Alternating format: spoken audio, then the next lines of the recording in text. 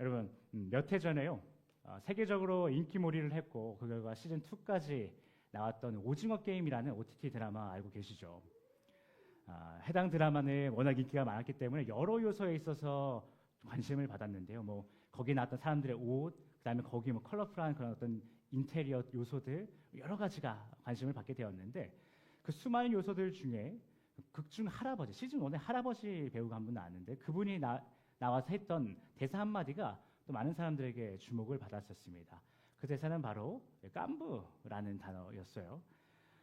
그렇다면 해당 단어의 뜻은 무엇인가 한번 우리 잠깐 살펴보면 이런 겁니다. 이는 친구 중에서도요. 서로의 가진 것을 통용하면서 완전히 함께하는 사람들 그런 친구 관계를 우린 깐부다라고 얘기를 한다는 거예요.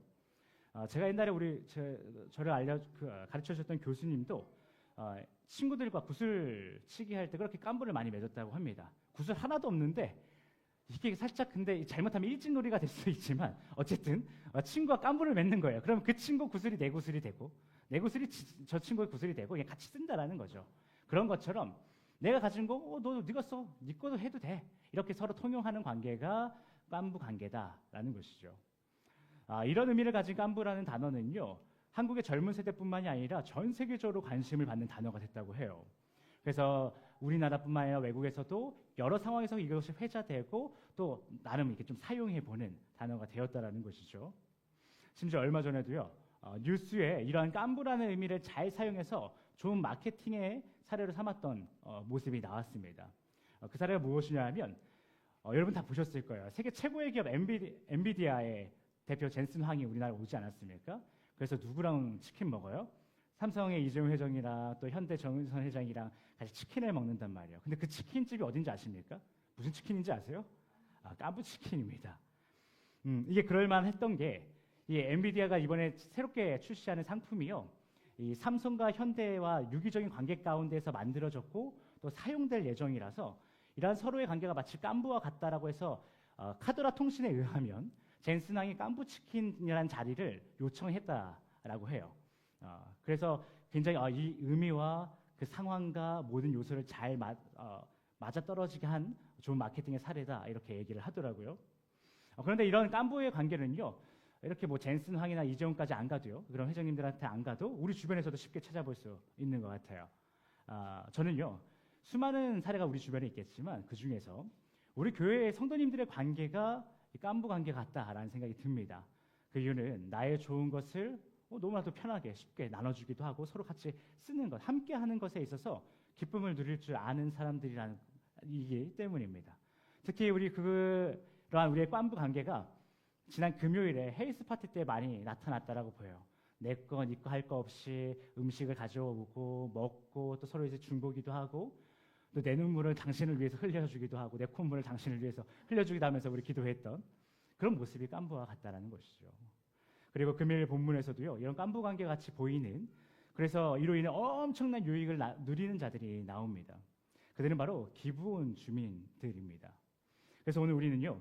금요일 본문 속에 나오는 이 기브온 주민들이 누가 깐부 관계를 맺고 또 그 깐부 관계는 정확히 어떤 모습으로 맺어졌는가 이것을 살펴보므로 여러분과 저 또한 그들이 누렸던 유익함을 오늘 이 예배를 기점으로 더욱 풍성하게 누리게 되길 예수 그리스도의 이름으로 축복합니다. 금요일 본문의 시작은 다음과 같습니다. 그때에라는 말로 시작해요.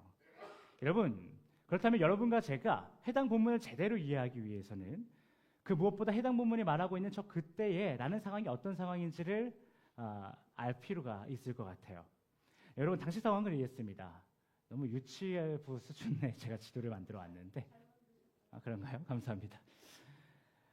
당시 어떤 상황이었냐면 이스라엘이요. 여기 길쭉한 요단강 보이시죠? 우리 몇 주 동안 요단강 많이들 얘기했었는데 여호수아서 다루면서 이 요단강을 건너기 전에 이 동쪽에 2명의 왕이 있었어요. 그 2명의 왕에 대해서 하나님께서 승리하게 해주셨죠. 그래서 이스라엘에 대해서 승리한 다음에 저렇게 저들 함락시킨 다음에 저 시딤에 있다가 요단강을 건너서 길갈로 건너오지 않았습니까? 그런데 이 길갈로 건너와서 그 다음에 한 일이 무엇인가 하니 그것과 이 길갈이라는 곳과 가장 밀접해 있는 가장 가깝게 있는 이 여리고라는 성을 함락시켰다는 것을 우리가 한번 봤어요. 그리고 여리고 성을 함락하기만 했습니까? 거기서 끝났습니까? 아니죠. 이후에 그 여리고 성 옆에 위치한 아이 이 베델과 연합군을 형성하고 있는 이 아이성을 또 무너뜨린 일, 이 모든 일을 이 인근 소식, 이 보라색과 이 위쪽에 또 북쪽 가나안이 있거든요. 그 모든 곳들에 이 소식들이 퍼지기 시작했다라는 거예요. 야, 이스라엘이라는 민족이 있는데 걔네들이 출애굽을 했고 2명의 왕을 물리쳤고 그리고 요단강을 건너왔는데 이제는 우리가 있는 이 가나안 지역으로 와서 여리고도 아이도 물리쳤더라라는 게 막 삽시간에 소문이 퍼지기 시작했다라는 거예요. 이렇듯 이 이스라엘의 무서운 기세를 보이며 이스라엘 민족이 무서운 기세를 보이며 점차 요단강 서쪽으로 진군하기 시작하는 거예요. 그리고 이후에 남쪽, 보라색으로 색칠되어 있는 남쪽과 북쪽으로 진군할 것이다라는 얘기들이 막 더 퍼지기 시작했다라는 것이죠. 그렇다 보니 얼마 전에 무너진 이 아이성 근처에 있던 또 다른 성이 기브온이라는 성이 있습니다. 별표 표시되어 있는 이 기브온 성은요, 이러다 자신들이 앞서 무너진 다른 성들과 마찬가지로 함락될 수도 있겠다, 우리가 무너질 수도 있겠다라는 예상을 하기 시작해요. 그러면서 어떤 일을 벌이기 시작하냐면 성경에서는 꾀를 냈다라고 얘기하는데요, 이스라엘에게 동맹을 청하게 됩니다. 분명히 본인들은 정복의 대상임에도 불구하고 어떠한 꾀를 내서 우여곡절 끝에 기브온이 이스라엘과 동맹을 맺게 돼요. 화친을 맺었다라고 얘기를 하죠. 그래서 이제 기브온과 길갈에 있는 이스라엘이 하나의 팀이 되고 그 외가 다른 가나안 지역들이 각각 이제 그 팀을 이루기 시작하는 거예요. 이처럼 급박하게 변하게 되는 이 국제 정세의 소식들이 계속해서 야, 이번에는 얘네들이 여리고와 아이를 무너뜨린 것뿐만이 아니라 기브온과 화친을 맺었다더라 또 소식이 전해지면서 보라색에 해당하는 나라들이 급하게 회의를 하기 시작합니다. 서로 전령을 보내면서 막 통신을 주고받기 시작해요. 그래서 그런 상황들, 이렇게 이스라엘 애들이 굴러들어오더니 결국엔 기브온과 화친까지 맺었더라는 이 모든 스토리들이, 그래서 이 보라색에 있는 남부 지역의 가나안들이 서로 바쁘게 통신하는, 야, 우리 어떡하지? 어떻게 하면 이 상황을 우리가 모면할 수 있을까? 해결할 수 있을까? 라고 하면서 서로 소통하고 있는 모습이 바로 오늘 성경에 나오는 그때에 라고 하는 것에 다 담겨 있다라는 것이죠. 그리고 이런 소식은요, 가나안 남부 지역에 있는 성도를 하여금 불안함을 느끼기도 하면서 다음과 같은 일을 모색하게 만듭니다. 결국 이런 일이 벌어지기 시작해요. 여러분, 우리 한번 읽어볼게요. 본문 2절부터 4절입니다. 시작.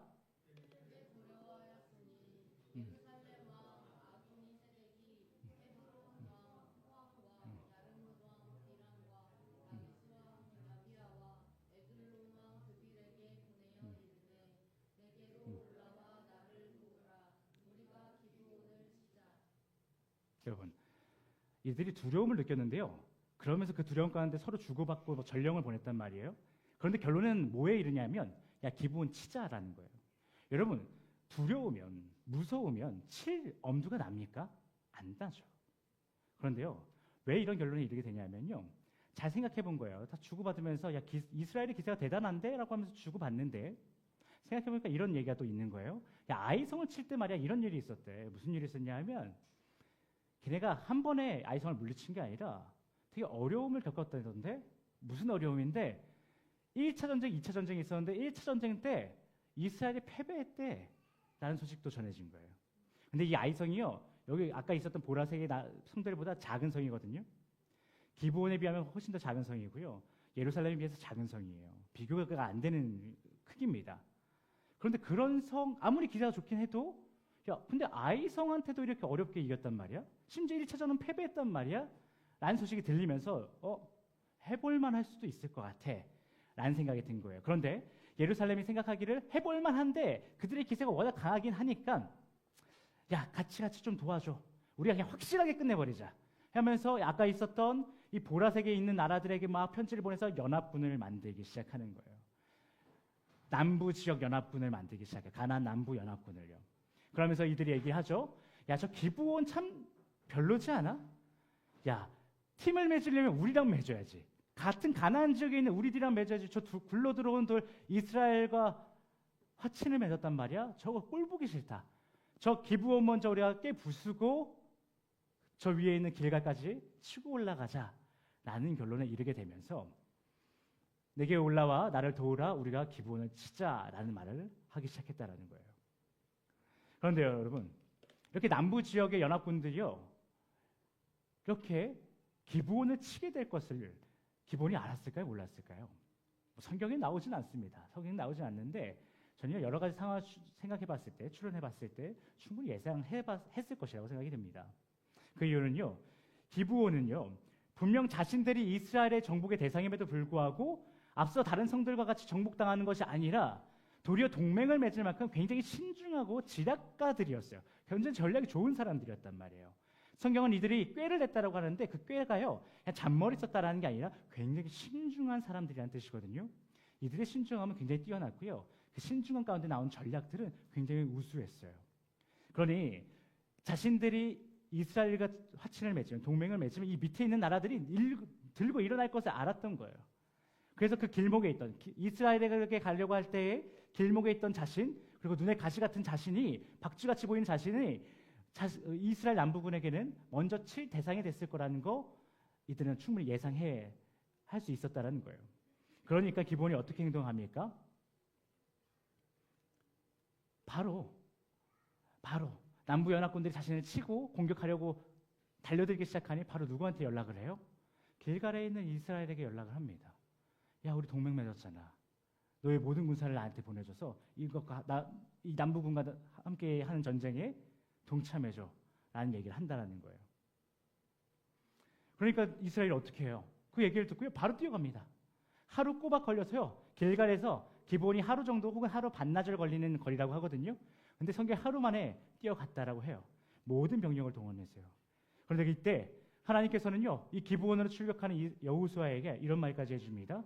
마치 여호수아 1장에서 이스라엘 백성들을 위해서 하나님께서 하셨던 그 말씀. 두려워 마, 내가 너와 함께 할게. 길갈, 그 기브온을 가는 그 전쟁, 그 남부군과 싸우는 그 전쟁, 내가 함께 할 테니까 두려워하지 마, 빨리 가. 다독여주면서 격려하면서 여호수아와 이스라엘 군대를 기브온으로 보내신단 말이에요. 여러분, 여기까지 가요. 그러면 오늘 우리의 본문에 나왔던 내용과 그리고 그 배경의 설명들이었습니다. 여러분, 그렇다면 기브온과 이스라엘의 동맹 vs 가나안과 남부 연합군의 전쟁의 결과는 어떻게 됐을까요? 어떤 결과가 나왔을까요? 불부터 뻔하겠죠. 결과는요, 이스라엘 군대가 기브온을 공격하던 그 남부 연합군을 몰아내기 시작합니다. 막 와서 몰아내기 시작해요. 그러니까 막 비탈길로 막 그들이 도망갔다라고 얘기를 합니다. 막 베토른으로 막 도망갔다는 얘기를 해요. 그런데 심지어 여기서 끝나지 않고요, 이스라엘과 기브온의 그 맹세, 그 동맹의 증인이자 기브온을 구하기 위해 진군하던 여호수아에게 두려워 마, 내가 너와 함께 할게 라고 말씀하셨던 여호와 하나님께서요, 일하기 시작합니다. 어떻게 일하시냐면요, 직접 본인이 나서서 도망치던 그 남부 연합군들에게 아주 큰 우박을 내렸다라고 해요. 그래서 그 우박으로 인해 죽은 숫자가요, 이스라엘군이 남부 연합군을 쳐서 죽은 그 숫자보다 하나님께서 우박을 떨어뜨려서 죽은 숫자가 더 많았다라고 성경이 기록하고 있습니다. 하나님께서 아주 맹활약을 하신 거예요. 그렇게 기세가요, 완전히 남부 연합군의 그 기세가 꺾이기 시작해서요, 뿔뿔이 흩어지면서 이곳저곳을 막 도망치기 시작하는데, 그 왕들도, 그 5명의 왕이라고 표현하고 있는데 그 왕들도요, 막 뿔뿔이 도망치기 시작해요. 그런데 그 왕들이 끝까지 이스라엘에 쫓아가서 다 처형을 하면서 이 전쟁이 끝이 나게 됩니다. 여러분, 이것이 바로 긍정적인 깐부 효과 아니겠습니까? 기브온이요, 자신들의 힘만으로는 앞서 무너진 성들과 같이 이스라엘에게 무너질 수도 있는 상황이었어요. 그리고 혹은 남부 연합군에게 철저하게 패배를 당해서 죽임을 피하지 못할 만한 상황이었어요. 그들의 상황은요, 그야말로 이스라엘에게 죽든 남부 연합군에게 죽든 자신들의 힘만 생각하면 그런 상황이었다고요. 그런데 이스라엘과 깐부를 맺으니까요, 이스라엘의 군대가 자신의 힘이 됐어요. 또 그 군대를 주관하시는 하나님이요, 자신들의 힘이 됐어요. 그 덕분에 남부 연합군으로부터 발발된 죽음의 위협 앞에서 오히려 기브온은요, 큰 승리를 맛보게 됩니다. 여러분, 우리가 이런 성경의 이야기들을 접하게 되면, 우리의 삶에도 이런 일이 좀 벌어졌으면 좋겠다. 나도 하나님과 깜빡이 맺을 테니까 하나님께서 나의 힘이 되주셔서 하나님의 능력으로 나의 삶에 있는 허다한 유혹과 위협들을 다 이겨낼 수 있게, 다 승리하게 해주셨으면 좋겠다. 이런 생각 우리 하지 않습니까? 저는 이런 생각 많이 해요. 하나님께서 이렇게 내 삶에 팍팍 역사해 주셨으면 좋겠고, 특히 저는 어떤 거 많이 꿈꾸냐 하면 성경 선지자들 많이 나오고 12제자들 나오지 않습니까? 그들은 뭐 기도만 하면은 막 역사가 일어나고요, 막 설교만 하면 몇천 명씩은 막 회심하고요. 사역자로서 굉장히 부럽습니다. 제가 이렇게 재활 트레이너로서 마사지 해드리면 막 다 낫고, 그 다음에 그 사람들이 막 무릎 꿇고 막 복음을 막 받아들였으면 좋겠고 하나님이 그렇게 역사해 주셨으면 좋겠어요. 여러분도 그런 거 다 있지 않으세요? 이렇게 놀라운 하나님의 역사를 보고 하나님의 능력이 나의 능력이 되는 어떤 사람들의 삶을 보면 나도 그러고 싶다 이런 생각 들지 않으시는 거죠. 여러분, 저는 이런 생각들을 적극 지지하고 찬성합니다. 여러분도 그런 생각 가지시면 좋겠고요. 그러기를 소망하며 살아가셨으면 좋겠어요. 그러나 여러분, 우리가 기브온과 같이 하나님과 깐부 관계를 맺기 위해서는 한 가지 사실을 반드시 기억하셨으면 좋겠습니다. 그것은 바로 금일 본문 속에 나오는 기브온의 전략, 즉 깐부 맺음은요, 오늘날 오징어 게임에서 나오는 깐부 관계 혹은 글로벌 대기업들이 서로 깐부 관계를 맺은 것과는 많이 다르다라는 거예요. 저 사람의 힘이 나의 힘이 되고 나의 힘이 저 사람의 힘이 된다는 그 깐부 관계의 본질은 비슷한데 무언가 좀 달라요. 여러분, 우리는 오늘날 하나님과 깐부 관계를 맺으려 할 때 하나님의 힘이 나의 힘이 되었으면 하는 그 소망을 가질 때에 일반 사회에서 말하는 깐부 관계가 아닌 금일 이 본문에서 나오는 기브온과 이스라엘 그리고 하나님이 맺은 깐부 관계를 주목하시고 이러한 관계를 여러분과 하나님의 관계에 적용하시면 좋겠습니다. 그렇다면 기브온과 하나님이 맺은 깐부 관계는 일반적인 것과 어떤 것이 다른지 한번 살펴볼게요.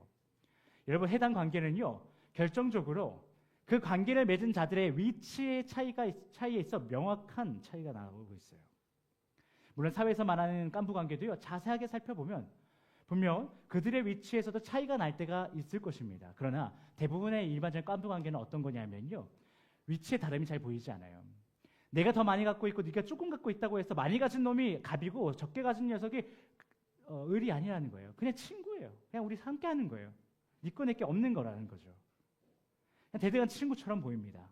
하지만 금일 본문 속에 기브온 주민들이 택한 하나님과의 깐부 관계는요, 명확한 위치 차이가 있어요. 완전히 다릅니다. 오늘 본문상에서는 기브온이요, 앞에만 보면 이런 생각하실 수 있어요.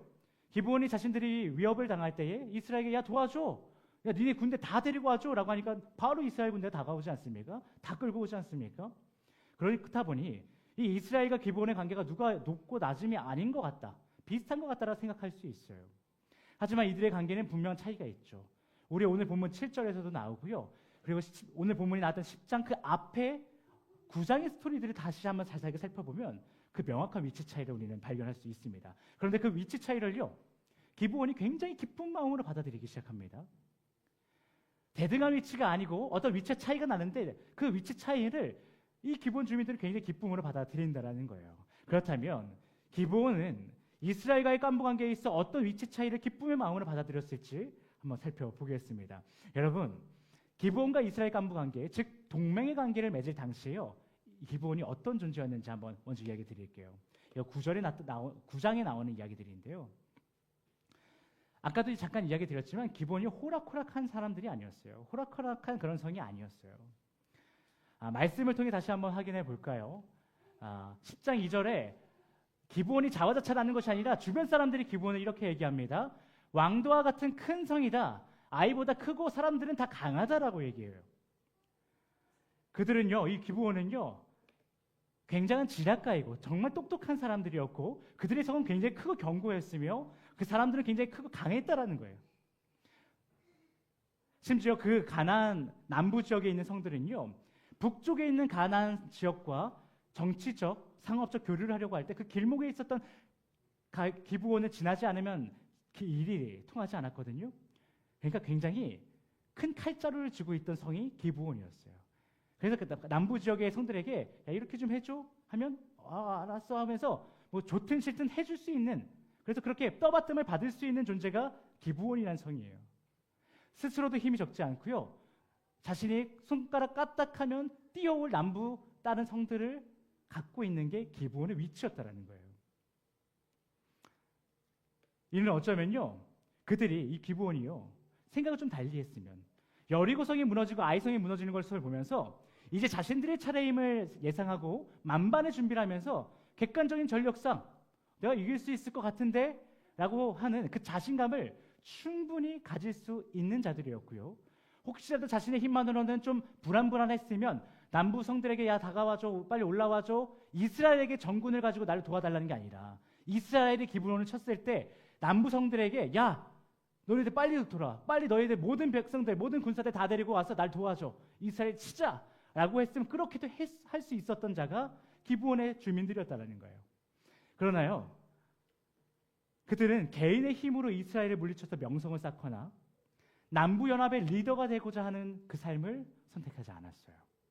그렇다면 이렇게 수많은 선택지들이 있었을 기브온이요, 그 가운데 가장 기쁨으로 받아들인 자리는 과연 무엇이었을까요? 여러분, 이는 여호수아서 9장 25절부터 27절 말씀을 통해서 확인할 수 있는데요. 우리 다 함께 해당 말씀을 읽어보면서, 얼마든지 기세를 부리며 이스라엘과 싸워볼 만했고 그로 인해 얻을 것이 참 많았던 기브온이 그 모든 것을 포기하고 어떤 자리를 기쁨의 자리로 받아들였는가 확인하기 원합니다. 우리 다 함께 25절, 27절 읽겠습니다. 시작. 아멘.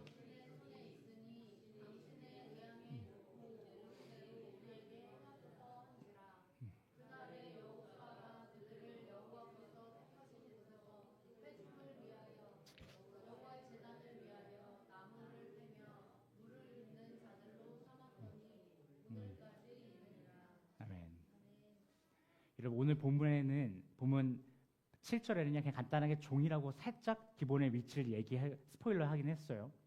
근데 어떤 종이었냐면 9장을 보니까요, 이스라엘의 하나님 앞에 제사를 지낼 때 허드렛 일하는, 수발드는 그런 종들이 됐다라는 거예요. 여러분, 성의 주인이었어요. 큰 성의 주인이었고 능력 있고요, 지역적으로도 리더십을 가진 자들이었어요. 그런데 그들이요, 어떤 자리를 선택했는지 보세요. 수발드는 자가 되었다라는 거예요. 그것도요, 당신의 의향에 좋고 옳은 대로 우리에게 행하세요. 기쁜 마음으로 그것을 받아들였다라는 거예요. 근데 심지어 이전에 얼마나 큰 많은 노력들을 이 기브온이 했는지 아십니까?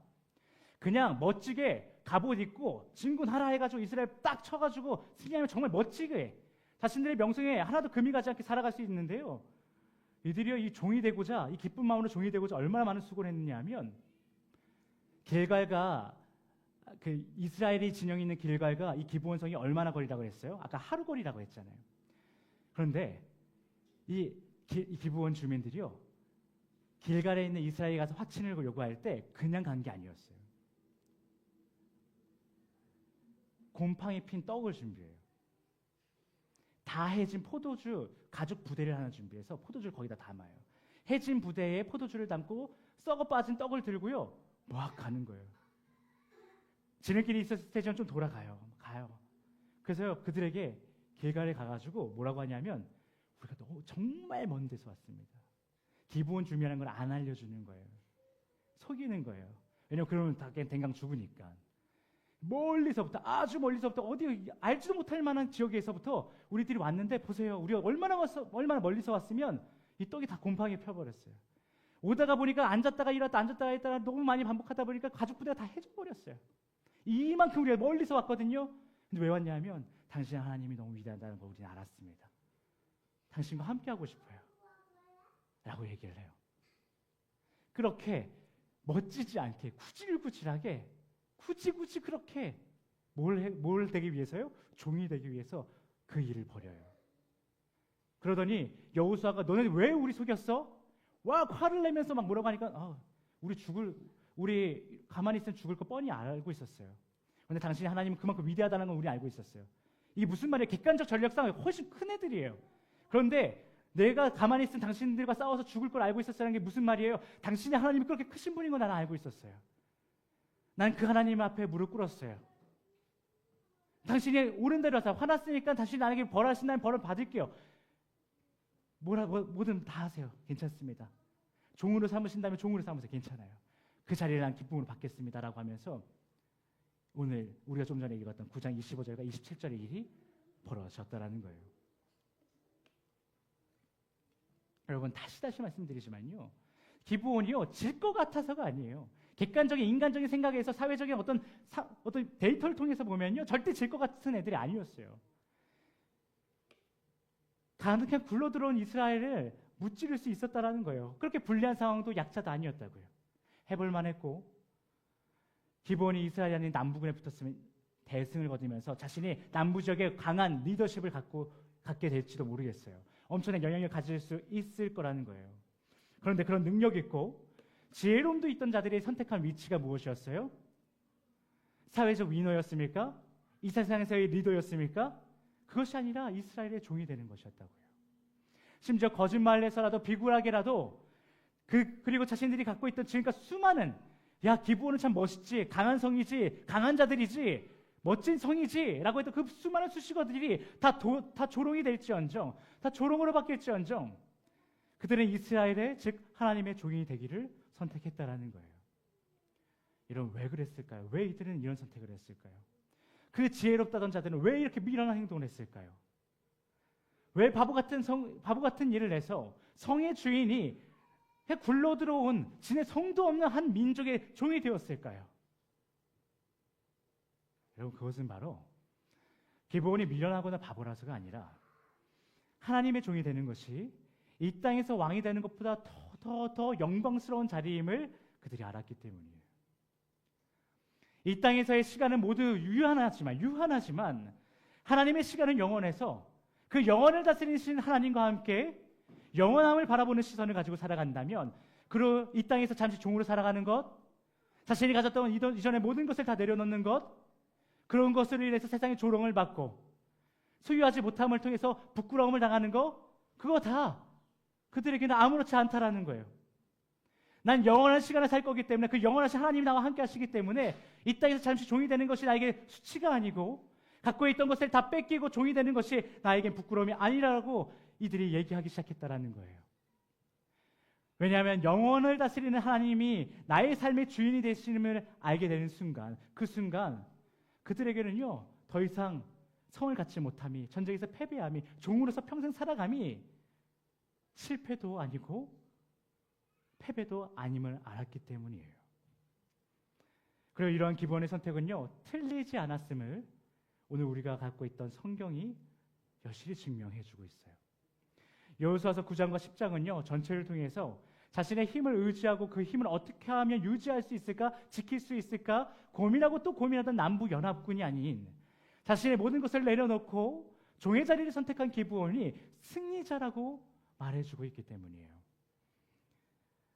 사랑하는 SPFA밀리 여러분, 우리는 오늘 우리의 삶이 어떻게 기록되고 있는가, 오늘 나와 함께하고 있는 자들이 나의 삶을 어떻게 증거해주고 있는가 참 중요합니다. 바울 사도도요 그거 중요하다라고 얘기하셨어요. 그런데 여러분, 그보다 더 중요한 것은요 마지막 날에 하나님의 그 생명책에 여러분의 삶이, 저의 삶이 뭐라고 기록되어 있는가가 더 중요하다는 거예요. 나와 함께 하시려고 우리의 마음의 문을 끊임없이, 마음의 문 앞에서 서서 끊임없이 문을 두드리시는 그 성령님께서 우리를 바라보며 과연 무엇라 우리를 증거해주고 계시는지, 정말 우리는 주님이 보시기에도 나의 연약함을 시인하며 주님이 필요하다라고 말하는 삶을 살아가고 있는가, 이것이 더 중요하다는 거예요. 뭐 아파트 몇 평에 살아요? 연봉이 어떻게 돼요? 그들의 집안 환경은 어때요? 아들이 뭘 하고 있어요? 아들은 똑똑한가요? 아들이 어떤 대학에 갔나요? 아들이 어떤 직장을 갖고 살아가나요? 뭐 이런 거 말고요, 이런 거 안 중요하다는 거 아닌데 그런 거 뭐 필요해요. 필요한데 그게 우리에게 더 중요한 것이 아니고 진정 우리에게 중요한 것은 마지막 날에 하나님 앞에 우리가 마주했을 때, 그를 마주했을 때 그가 우리를 뭐라고 증거해 주시는지, 그의 그 생명의 책에 우리의 이름이 뭐라고 써 있는지, 그냥 단순히 최민수, 뭐 손교사, 안성이 이렇게 써 있는 게 아니라 저는 그렇게 생각해요. 그 생명의 책에 그냥 우리 이름 석자 써 있는 게 아니라 안성익은 어떠한 사람이었다, 손교사는 어떠한 사람이었다, 우리 임지수는 어떠한 사람이었다, 여러분의 삶의 하나하나 그 이름에 이 사람의 삶이 한 줄로 요약되어 있을 거라고 생각해요. 그리고 하나님이 그 말을 하면서 넌 그렇게 살았다, 수고했다, 충성된 종아, 여러분을 끌어안아 주시지 않을까. 여러분, 그게 더 중요하다고요, 우리에게.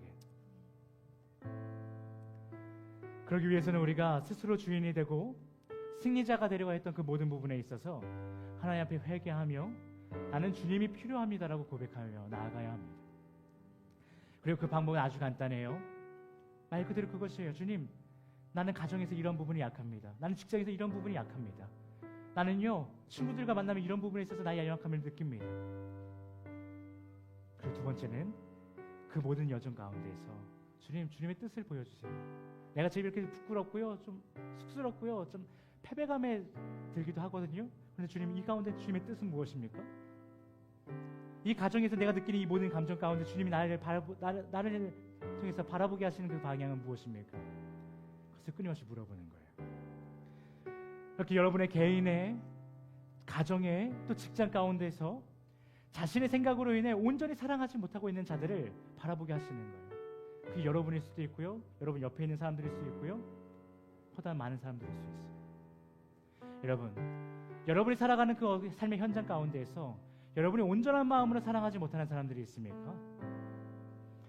여러분의 그 생각의 기준들이 죽지 못해서 여러분이 꼭 이겨먹고 싶어서 여전히 사랑이 아닌 자신들의 생각만 붙잡고 있는 영역들이 있으십니까? 우리는 죽고 오직 우리의 주인이신 하나님의 뜻과 그의 사랑만을 구하며 나아가야 합니다. 그리고 이것을 우리가 진정 깨닫고 실천하기 시작하면요, 그런 여러분은 비록 이 땅에서 사랑받게 하지 못하고 매번 손해보기만 하는 미련한 자, 그렇게 종과 같은 삶을 살아가게 되겠지만, 그런 여러분은 분명 금일 본문 속 기본 주민들과 같이 이 땅에서 사는 동안 겪게 될 수많은 위협 가운데에서도 하나님이 함께 하심을, 하나님이 여러분을 사랑하심을 누릴 수 있게 될 것입니다. 그 함께 하심, 그것이 오늘날 여러분을 외롭지 않게 할 것입니다. 그 사랑하심, 그것이 여러분을 죽지 않고 살게 할 것입니다.